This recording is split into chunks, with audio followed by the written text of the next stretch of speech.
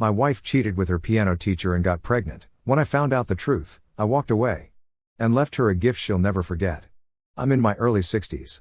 4 days ago, I received a mail that threw me into an existential crisis, not something where I would want to be in the last leg of my life. I found a letter in my mailbox that someone named Mr. X had sent his piano and a watch to my wife. These were not ordinary things, they were heirlooms that had been passed down for many generations in his family.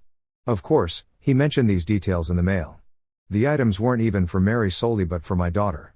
Mr. X was not someone from our family or friends. I heard the name before but couldn't place my finger on who this guy was. Mary reminded me he was her piano teacher 3 decades ago. I asked why he would send his family heirlooms to my daughter or even to Mary. She had no answer, she just said, "I don't know." It was my daughter's pre-wedding dinner that evening. For a moment, I thought it was his wedding gift, but the question remains the same. Why would her piano teacher who hasn't been in touch for 24 years send a gift to my daughter and that to his family heirlooms? The question lingered in my mind, but I let it slide for the moment. It was a busy day, and all of us already had knee-deep work before the festivities.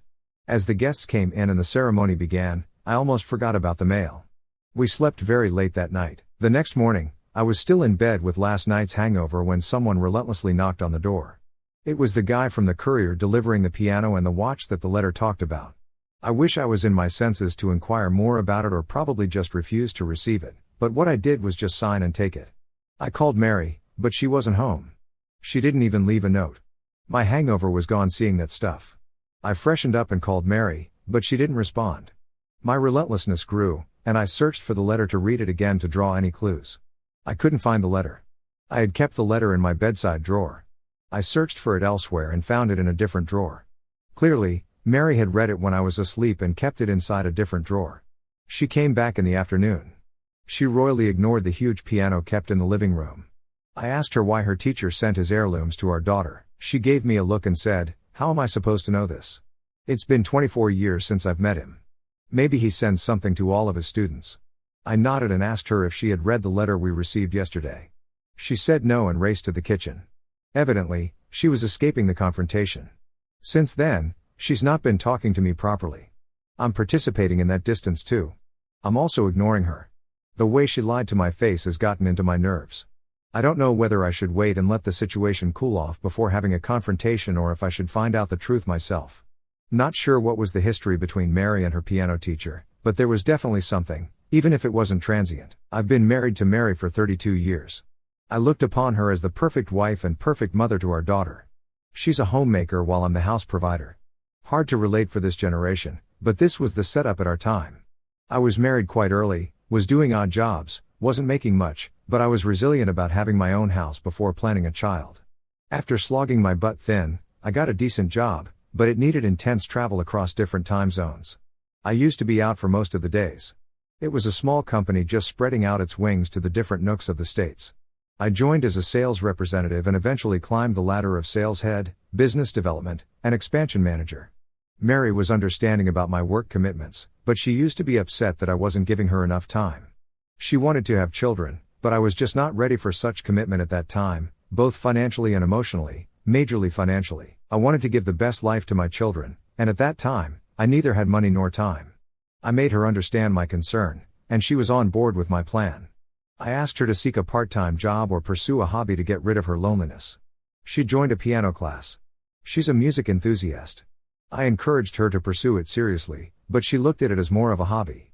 I was happy that she got something to divert her time and mind. Mary stopped complaining about my absence. She was now busy with her practice and classes. I felt relief back then. Little did I know that it would come biting me after 24 years. I had met her piano teacher twice. Once, I came early from my work trip. Mary wasn't home. It was the time for her piano lessons. I went to pick her up. She introduced me to her teacher and her friends there. The teacher looked the same age as me, probably slightly older than me. That's when I met him for the first time. The second meeting with him was when my daughter was born. He dropped by at our house. I was home at the time. He brought gifts for our daughter. None of the 2 times did I ever suspect anything fishy about the relationship. He seemed to be a sober gentleman. They both acted very normal. Mary left piano classes after conceiving our daughter. Her pregnancy was complicated, and the doctor had advised her to be in complete bed rest. On that grounds, I took a transfer to a ground office job so that I could take care of Mary and my baby. After our daughter was born, I asked her to restart her piano hobby, but she said she was busy raising our kid. I offered to partake in the responsibility of the child, but she said she would manage it. I focused on earning money and providing a livelihood for my family. Eventually, I felt she had forgotten about her hobby and had moved on. She used to own a piano back then, but God knows what happened to that. It suddenly disappeared from the house. I remember I asked her about it, and she said she no longer enjoyed piano. That was it. This happened at the birth of my daughter. The next 24 years of our life have been so smooth. We felt like my daughter brought good tides into our life. That year, my company hit its biggest milestone. I got a good promotion with a hefty raise. I bought a small, cozy house with the front lawn where my daughter grew up making memories. Everything seemed so perfect, and then bam, that one letter shook the core of everything. Oh, everyone does love a mystery, don't they? Except when it might mean questioning the legitimacy of who your daughter actually belongs to. I smell a DNA test coming. Don't be surprised if you find a few off-key revelations along the way. You see what I did there? Ha, I know I've been avoiding speaking the inevitable truth. All the pieces joined together hinted that Mary had something more to do with her piano teacher beyond taking lessons. My house got cold after that day. Mary and I were avoiding each other's presence. It felt like my dread was coming true. A couple of times, I asked Mary if she wanted to talk about something, but she outrightly refused to address the elephant in the room. Honestly, I was also so pissed off that I didn't put any effort into fixing it. Instead of begging Mary for the truth, I decided to find it out myself. I went to the courier company which delivered those parcels in the mail. Not so easily, but I was able to get the address of Mr. X. He was put up in a remote countryside farmhouse. It took me a 4-hour drive to that place. Spotting his farm was also a challenge in a low network zone. Thanks to his little fame in the area, a local garage owner guided me to his house. Mr. X had spent his last 10 to 15 years teaching music to the young boys and girls of that place. I reached his house to find he was dead. My rage subsided into numbness. I didn't know how to feel about it. There was a caretaker and another elderly man who introduced himself as Mr. X's cousin. He was the one who facilitated the shipment of the piano and watched to my house after Mr. X's demise. He told me he did whatever Mr. X's lawyer instructed him to do as per his will. Mr. X never married. He didn't have any children. He had no heir to inherit his belongings. His cousin clarified that Mr. X had willed his property to charity, whatever little he had, but the most precious things, his piano and his watch, he had given to my daughter. I asked him if he knew anything about Mary. He said no with a straight face. I tried probing him more, but he said we should respect the dead and get over it. I took the hint, thanked him, and left. When I came back home, Mary was lying lifelessly on the couch. For the first time after that day, I had seen her face properly. She had grown pale. I sat down. My demeanor had changed. I asked her if she knew about Mr. X's demise. She looked at me with teary eyes and said, "So you went there?" I nodded. She knew about it. After a long silence, I asked her, "Will you be confessing now?" She held my hand and broke down. Her confession went like this: "It was a one-time mistake. My loneliness tricked me into this. You always staying out, I craved you emotionally and physically. Our physical relationship had a dry spell for months. Even when you were in town, you were so busy at work that you were ignorant of my needs. I wanted to stop her midway and say that I wasn't enjoying it either. It was difficult for me too. It was no fun leading a nomadic life hopping from one city to another without adequate sleep and food. But I did all of it to give my family a good life, and I was successful in doing that. We have a decent life. Mary never had to think about the household budget, never had to compromise on the lifestyle she had led. My daughter went to the best school, got the college education of her choice without any education loan. I funded it all. All of this comes with the price. You can't just eat the meat and thrash away the bread. You've got to bear the bad to be able to enjoy the good. But all this meant nothing, especially now when the ship had already sailed. She cried and said, "I'm sorry. I never intended to cheat on you, but it just happened in the heat of the moment. I feel very guilty about it. I wanted to confess and come clean when you returned, but didn't want to hurt you with the truth. You were so happy with the news of the baby. I was scared that the truth would ruin everything. In fact, I tried telling you the truth, but you were so happy with the news of the baby that you didn't even notice that I was upset and guilty. The moment was like, wait a minute, what truth about the baby would have ruined everything?" She kept bawling and choking with her cries, but I grew restless. I lost my patience and yelled at her, asking if our daughter was not mine. She nodded and said the baby was of Mr. X. I slumped down on the couch.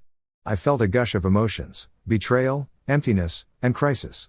The daughter I raised for 24 years is not even mine. I'm getting to know this truth in my 60s. I suffered from a mild heart stroke last year. It gives me shivers to think, what if I had not survived that attack? I would never have known the truth. I would have died thinking she was my daughter. Mary held my back, cried, apologized, and said all sorts of things like forgiveness and moving on, but I had zoned out. I was lost. I stood up to leave. Mary held me and begged me not to leave. I told her I needed some time to myself to process this trauma. I drove off in my camper for more than 50 miles before parking it sideways and breaking down like a puppy. I don't know what I'm going to do next. I don't know what others would have done in this situation. Without sounding mean, I'm not looking for any advice. It may not work in my situation. I'll decide for myself. I'm using this space as a channel to pen down my emotions. Heartbreak at 60 is not easy. Don't even have friends to discuss this, and neither do I have the health to drink and piss off the pain. Oh boy, that's one hell of a 24-year-old secret. Just when you thought life couldn't get any more complicated, it throws you a curveball that knocks you off your feet and leaves you wondering if you're even playing the same game anymore. Your wife's confession hits you like a ton of bricks, revealing a betrayal so profound it feels like a punch to the gut. But hey, at least she had the decency to wait until you were in your twilight years to drop the bombshell, right? And as for your daughter, well, turns out the apple fell a little further from the family tree than you thought. It's like finding out your favorite song was actually a cover by a completely different band. Talk about a case of mistaken identity. I went back home the next day. Mary was sleeping in the bedroom. I hadn't answered her calls and texts since that day. The condition of the house and the kitchen gave it an eerie vibe. Looked like she hadn't cooked or eaten anything since the last day. I opened the refrigerator to grab something. Mary was woken up by that. She came and hugged me.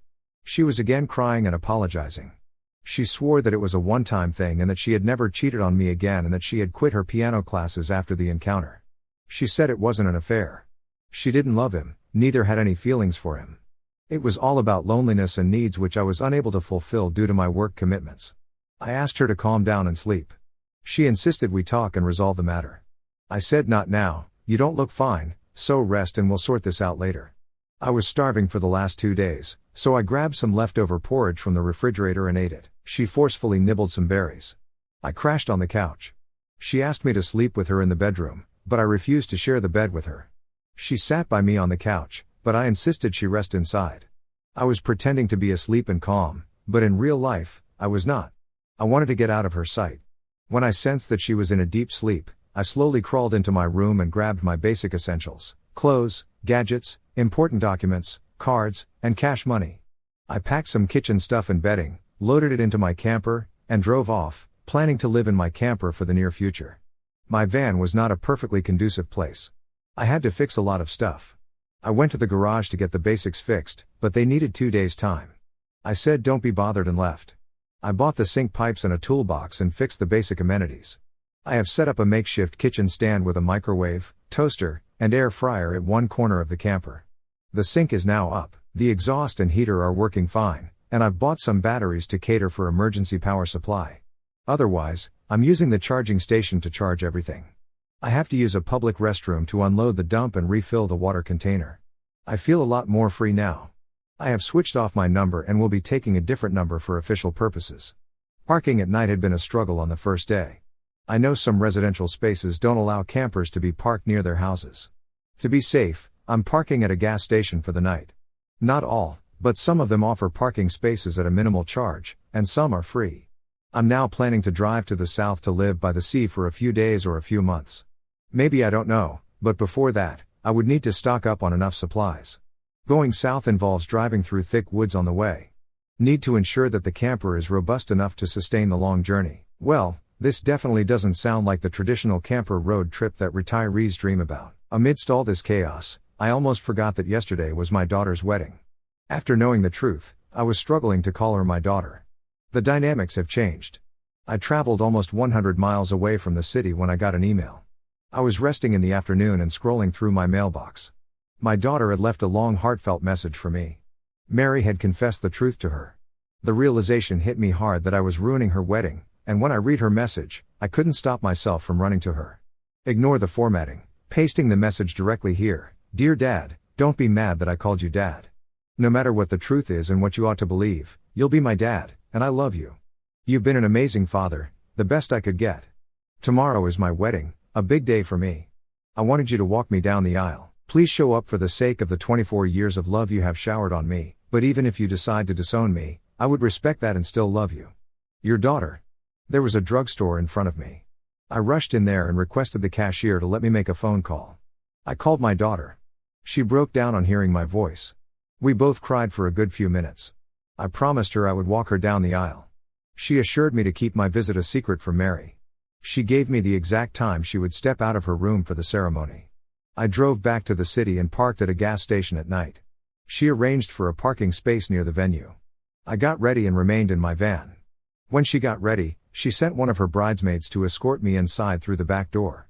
I was not hiding from anyone but Mary. Not hiding exactly, but I didn't want to have any face-off with her. By then, everyone was seated at their respective places. I walked my daughter down the aisle and gave her hand to her husband. I saw Mary in tears sitting in the front row. When everyone stood up to clap and congratulate the newlyweds, I disappeared. Later in the evening, I again got an email from my daughter thanking me for saving her day and basically repeating the same stuff she said above. She didn't get into my relationship dynamics with Mary or ask me to reconcile or forgive her. That was mature of her. I didn't tell her where I was heading, but she might have gotten the hint that I was going somewhere since I was living in the camper. She requested I keep in touch. I went through a wave of emotions in these last few days: heartbreak, betrayal, bitterness to healing. I'm guilty of admitting that I hated knowing she wasn't my daughter. I pledged never to see her again and even disown her, but when I received her message and when I saw her at the wedding, I felt nothing but a father. I found no difference in my emotions. She might not have my genes, but she is still my daughter. I have raised her with my love and care, and I'm going to be there for her like a dad irrespective of the truth. I literally got goosebumps typing her name after so long. I had never mentioned her to anyone here. Though I have ghosted her, it feels like she's a ghost to me. She doesn't exist to me. I knew at the back of my head she would be traumatized by my ghosting, especially when I was leading the life we had decided to live together. We had plans of renting the house and living in a camper by the sea in our retirement phase. I got to know from my daughter today that Mary is sick and hospitalized. She has also been seeking therapy, but it hasn't helped her much. I don't know if I'm angry with her or if I'm upset with myself. I told her that I would have forgiven her if she came clean back then, but I don't think I would have forgiven her even back then. One time or multiple times, cheating is cheating. This is not only cheating but sheer betrayal. She kept me in the dark about the child. While confessing, she also said that if not for that cheating, she wouldn't have been a mother because after we still had unprotected sex, but she didn't conceive. Yes, she questioned my potency. I should admit that she might be right, and I was offended or maybe hurt because of the statement. Now I feel I have grown past that feeling. My daughter requests that I visit Mary once if possible because her health is deteriorating. I think I'll head out to meet her once, but reconciliations are off the radar. Your daughter's message is a tearjerker for sure, and your covert operation at the wedding, talk about stealth mode. I think it's a good thing that you went back up. It's true, you're always going to be her father. No piano is going to change that. As for Mary, well, it sounds like she's in the midst of her own personal crisis, hospitalized and seeking therapy. That's a whole other storyline right there. Maybe she'll have a miraculous epiphany and realize the error of her ways, or maybe she'll just continue to be a thorn in your side. No one would blame you for not going to see her. What do you make of this?